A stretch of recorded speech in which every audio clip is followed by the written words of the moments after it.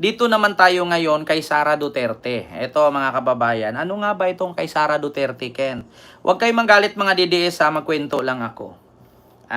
Si Sara Duterte, mga kababayan, niliwanag niya na hindi daw o wala daw sa hospital si Digong. Kaya yun daw picture na kumakalat, hindi daw yun totoo. Ito mga kababayan, ano nga ba yung picture na kumakalat na nasa hospital si Digong, payat na payat? Ngayon mga kababayan, sino pa ba ang dapat natin isipin na nagpakalat ng picture? Ano nga ba itong picture na to? Saan na ba yun? Mga kababayan, wait lang ha. Ano nga ba ang picture na to na kumakalat ngayon? Wait lang. Hanapin ko lang mga kababayan ha. Kasi may picture na kumakalat. Ano nga ba itong picture na to? Payat na daw si Digong at nilinaw at klinaro ni Sara Duterte na hindi daw totoo. Ito, wait lang ha mga kababayan. Saan na ba yun? Dito yun eh. Ito ba yun? Wait lang ha. Sana makita ko. Wait lang ha, mga kababayan. Hindi ko masyadong ano dito eh. Ay, nako. Saan ba yun?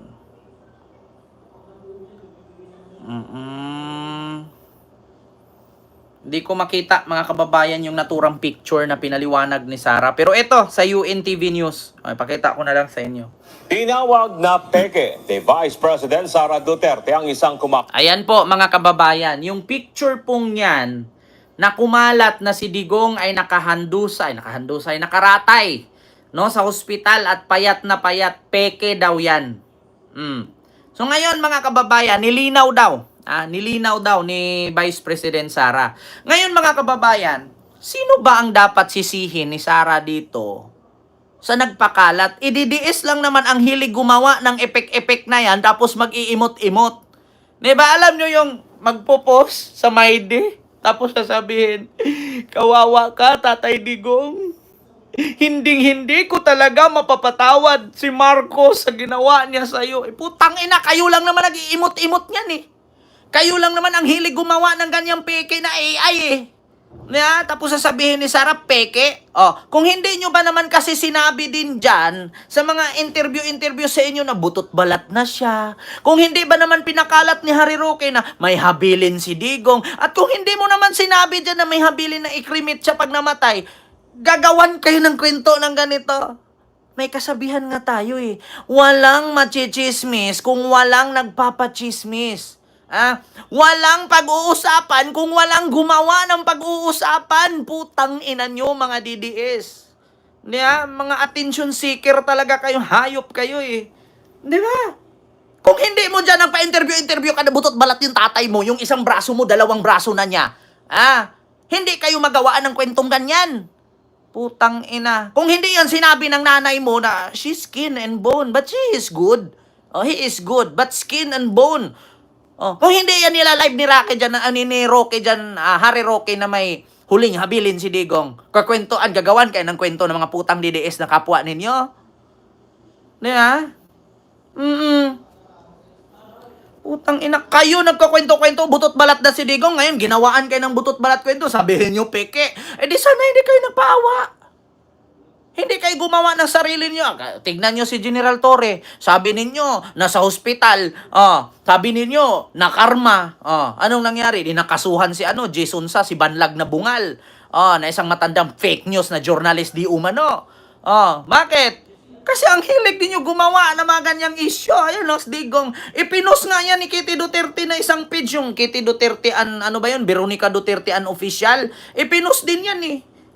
Payat na daw, ayan Tapos sasabihin nyo, peke.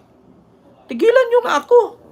Alangan naman ng mga loyalista at kakamping ang gumawa niyan. Hindi naman po siguro tanga ang loyalista at kakamping na magpagod mag-edit. DDS lang naman ang hilig gumawa ng AI. Ba't hindi nyo itanong kay Bato?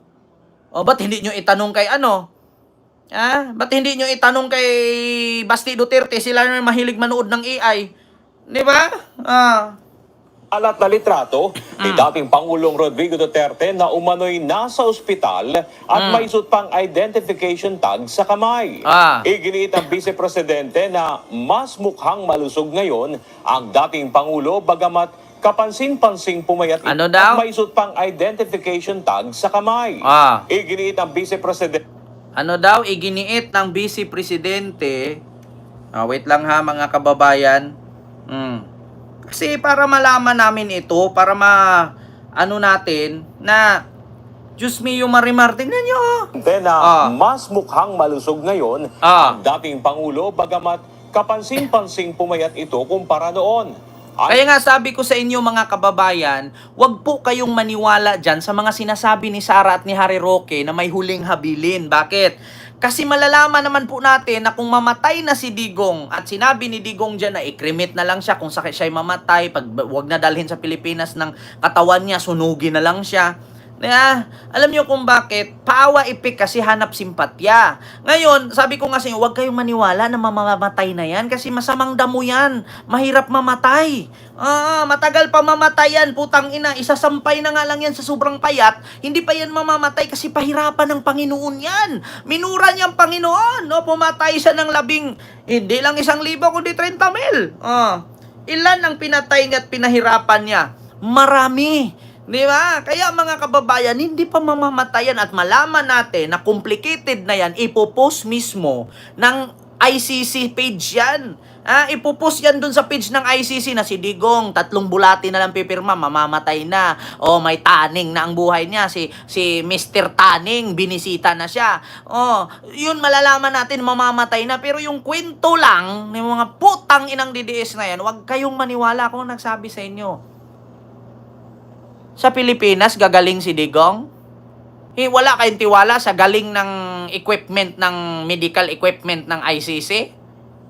Ang laki ng pondo nila dyan. High-tech ang Netherlands.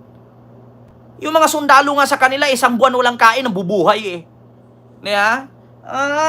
tignan nyo, kung hindi high-tech ang gamutan dyan sa Netherlands, bakit si Digong hindi na umiinom ng gamot? Hindi na nga daw umiinom ng gamot. So, ibig sabihin, hindi pa mamamatay. Tapos ngayon, sasabihin peke ang picture. Sisihin nyo, kapwa ninyo DDS. Kasi yung mga DDS lang naman, ang hirap na paliwanagan at mahilig mag-emote. Gagawa ng editing picture na payat, tapos iiyak-iyak, putang ina. VP Sara, hindi matatagpuan si PRRD sa ospital. Sa halip ito ay nasa regular wing ng detention unit. Bukod dito, sinabi ng pangalawang Pangulo na kailangang linawin sa mga abogado ng kanyang ama kung maaaring maglabas ng health bulletin ang International Criminal Court. Mag-antay kasi kayo na maglapas ng health bulletin ang ICC. Pinangunahan nyo kasi butot balat na siya. Ayan, tignan ninyo ang consequences ng ginagawa ninyo. Akala ninyo sa ginagawa ninyo may maniniwala pa sa inyong DDS, butot balat na, kawawa siya, live naman si Harry Roque, wala na, may huling habili na si Tatay Digong, sabi naman ni Robin sa tingin ninyo pag namatay, tapos paawa epek na naman si Bongo at si Bato, kailangan umuwi siya, dumagdag pa si Cayetano, i-house arrest na lang. Di ngayon yung mga bubong DDS naniniwala, tapos ngayon may kumakalat na picture na payat, sasabihin ninyo peke. Tigilan nyo kasi yung paghanap ninyo simpatya. Tigilan nyo yung pagdadrama ninyo para kaawaan ng tao. Para saan? Para ma-serve yung dynasty ninyo at magiging presidente si Sara sa 2028. Kukuha kayo ng simpatya. Gagayahin nyo style ni Ninoy na habang pinatay si Ninoy, naging presidente si Cory. Walang ganun, Mars. Iba ang sitwasyon ni Ninoy at ni Cory sa sitwasyon ni Digong. Di ba? Puro kayo paawa. Ngayon, yung consequences ng paawa at drama ninyo, bumalik sa inyo. Kasi mga bobo nga kayo. Hindi kayo marunong mag-isip, mga putang ina ninyo. Drama kayo ng drama, gawa kayo kwento. Ngayon, nababalikan kayo sa kwento ninyo, sabihin ninyo, peke. Putang ina. Sinong sisihin ninyo dyan? Kayo lang naman mga DDS mahilig gumawa ng mga fake news at mag-e-edit ng video. Ilang DDS supporter na nahuli ng NBI. Puro editing video. Mayroon pa ngang ginaya yung post ng TV5 na si PBBM daw, inilegalize daw ang droga. Putang ina, DDS na naman gumawa niyan. Tapos kami na naman may kasalanan? Ba't hindi nyo ititrace yung nag-post niyan? Di ba may mga intelligence fund kayo? Ba't hindi nyo ititrace yan? Kung sinong nagpakalat. Pag nalaman ninyo yan, DDS pa rin. Putang ina. Yan, wag kasi kayong kwento ng patapos. Antayin ninyo maglabas ng bulletin or health bulletin ang ICC. Di ba? Ang hilig nyo magkwento, ang hilig nyo magpaawa. Ngayon, bumalik yung kabulastugan ninyo. Sabihin nyo, peke. Putang ina. O ICC tungkol sa dating Pangulo. Wala po siya sa hospital ng detention unit. Nandun po siya sa regular wing ng detention unit. At kanina, naglalakad naman siya mag-isa, albeit may dala-dala siyang tungkod. Kaya nga, Papacho. Dala-dala siyang tungkod. So clearly, wala siyang sakit na, kumbaga, kailangan niya maging bedridden. Di ba? Wala siyang sakit. Hindi na nga uminom ng gamot. Kaya hindi niya kailangan maging bedridden, sabi ni Sara. Bakit kasi kwento yung butot balat na? Di ang expected ng tao, mamamatay na. Dinagdagan pa ni Harry Roque, may huling habilin. Di ba? Hindi ba naman kayo mga tanga? Ay, Diyos mio, Marimar. Tigilan nyo kasi yung paawa ninyo ng paawa. Diyan, nakawawa si Digong. Butot balat na. Kawawa naman si Tatay Digong. Putang ina, sumasakit kumakati yung ulo ko mag-isip. Napakaraming bobong DDS. Diba? Paawa kayo ng paawa. Butot balat na siya. Alam nyo, sa totoo lang, yung braso ko, 2 braso na niya yung isang braso ko. Ngayon, expected ng bobong DDS kasi ang bilis nga maniwala na kahit painumin mo ng Sunrox yan, ang isipin nila, wow, gin, mojito to, gin bilog to. Inumin mo kasi gin yan. Ininom naman, maya-maya bumula ang bunganga. Kasi bobo nga na DDS. Pag sinabi ni Sara yan, putang ina, mga DDS, tangina nyo. Walang sakit si Tatay Digong. Papalakpak yan sila. Yay! Walang sakit. Pero butot balat na siya. Sasabihin agad ng mga DDS, walang sakit. Pero butot balat. Yay! Walang sakit. Isang utot na lang ni Digong, mamamatay na siya. Tandaan ninyo. Diba?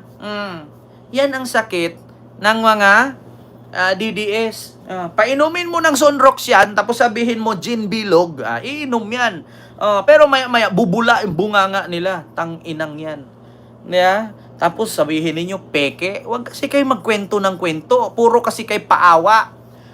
Kaya nga sabi ni Leila de Lima, ni Congressman Leila de Lima, na kayong mga DDS, huwag kayong magpapaniwala sa kwento ni Kaufman, ni Sara, at ng kampo ni Digong. Bakit? Kasi, pinapanatili ng kampo ni Duterte na si Digong ay okay. Si Digong ay kawawa. Para ma-preserve ang pangalang Duterte. Para meron pa rin Duterte sa 2028. Pakinggan ninyo, si Leila de Lima, matalino yan. Kasi kung hindi matalino yan, hindi makakalaya. Yan yung totoong lawyer. Huwag niyong paniwalaan si Digong, fiscal, lawyer, pero nakulong, hindi nakakalabas. Mas maniwala ako kay Leila de Lima at kay Trillanes. Bakit? Kung hindi totoo mga sinasabi niyan, ba't hindi kinakasuhan? Maniwala kayo, bakit? Pinapanatili yan ng kampo ni Digong na si Digong kawawa, si Digong okay lang, kawawa, okay lang, kawawa, para ma-preserve yung Duterte dynasty. Para sa 2028, may Duterte pa rin na presidente. Ang problema lang, kaya ba ni Sara ang kaya ni Digong? Tandaan nyo yan, mga kababayan. Huwag kayong tanga. Pinagluluko na lang kayo. Di ba? Yun lang, mga kababayan. Diyos mio, Marimar. Ito pa, yung sunod.